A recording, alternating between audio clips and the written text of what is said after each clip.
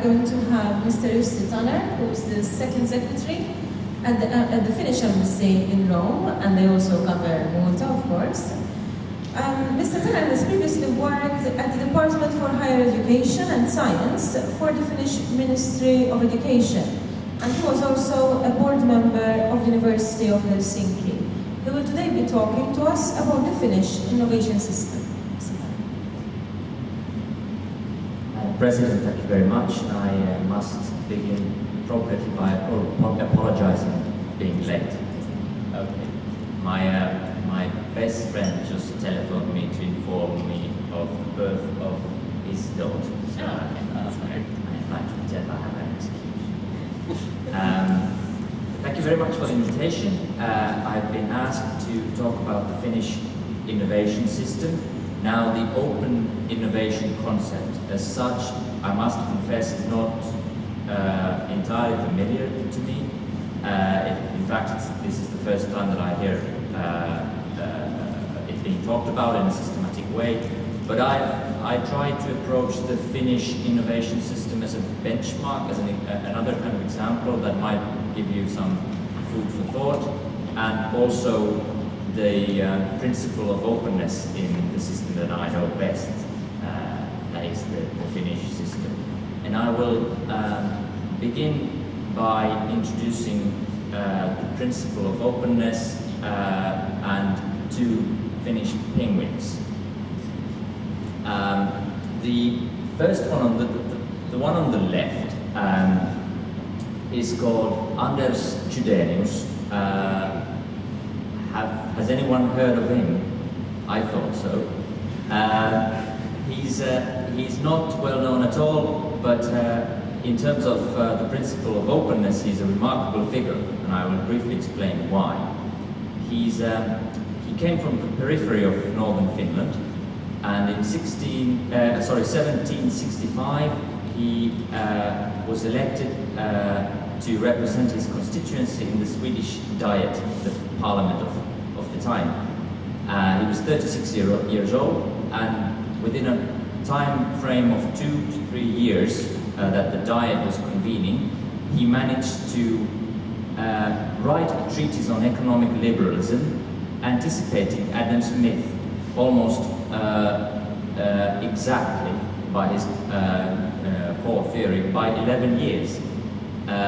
But perhaps even more importantly, he managed almost single-handedly to pull through a legislation in the Swedish kingdom that first of all ensured the liberty of the press and circulation of writings and documentary papers, and second of all, a principle of the transparency of official documents, meaning that the principle stated basically that whenever a certain official document was not deliberately classified, it was always open for everybody. And this was the first of its sort as a legislation in the world in 1765, and it's formed the principle of the so-called Nordic publicity or transparency principle ever since. So he was a remarkable figure. The second penguin is the logo of Linux operating system, open source software that was first developed by a student of University of Helsinki, Linus Torvalds, in 1991 to 1994.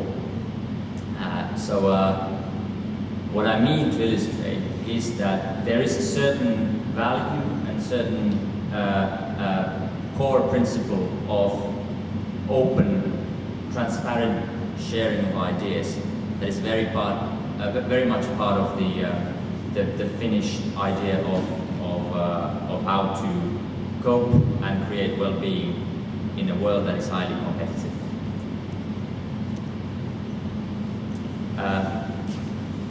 I will just very briefly go through some figures to give you an idea of the present innovation system in Finland. The expenditure for research and development is about 3.7% of GDP at the moment. It's currently, if I'm not mistaken, second in the world after Israel.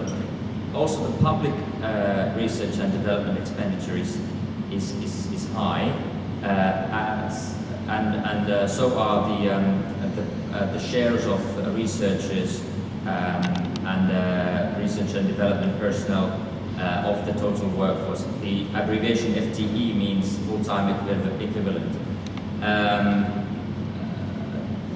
Share of tertiary education amongst the labor force is 35%. That's first in the world, as is the share of doctoral graduates. We were talking about the European patents earlier today. There's a fairly high number of European patent or EPO, European Patent Office applications in Finland as well, as are scientific publications. These, I think that I don't mean to bring up just the good sides of our innovation system, but I wanted to illustrate that it's that innovation in a wide sense, meaning also comprising also education and public investment in creativity, in learning and innovating is one of the fundamental principles of how the economic system is being built. Then the actual innovation system defined by the main actors. I will go through this briefly because I noticed that you are part of the mostly belong to the business community, and the organizational chart of the innovation system is perhaps not the most interesting thing. But I would point out that two things. First, that the government is directly linked with science and technology by a Research and Innovation Council, which is chaired by our Prime Minister, and which is a body comprising, besides the chairman, almost exclusively by scientific authorities, by the academic and technology and business